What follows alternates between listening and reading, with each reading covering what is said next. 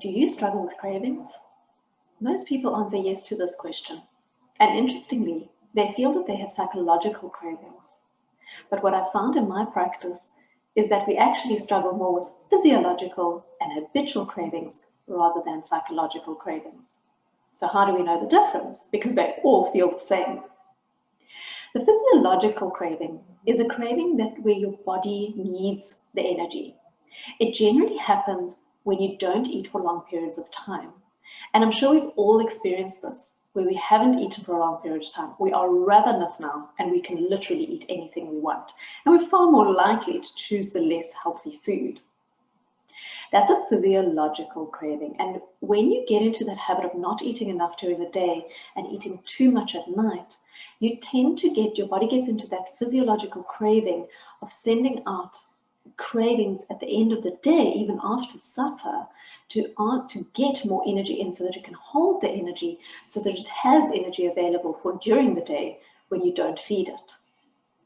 So these cravings we can actually sort out quite easily by just changing the way we eat, by eating energy during the day when our body requires it and learning to eat less at night.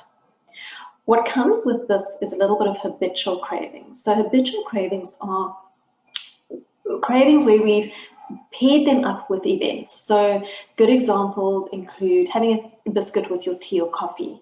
You're just in a habit of doing it. So every time you make a cup of tea or coffee, you have a biscuit.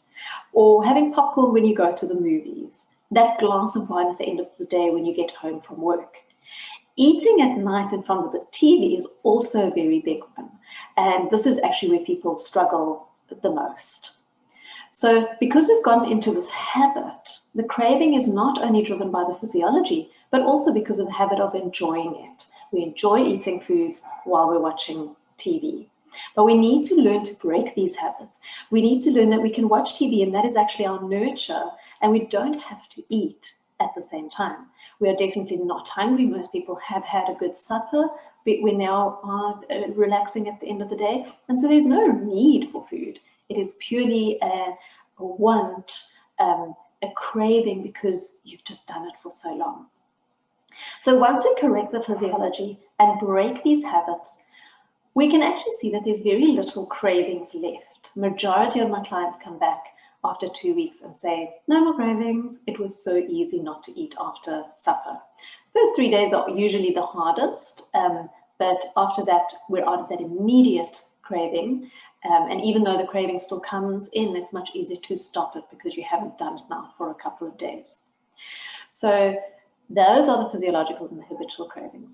The psychological cravings is where someone eats something to fill a void.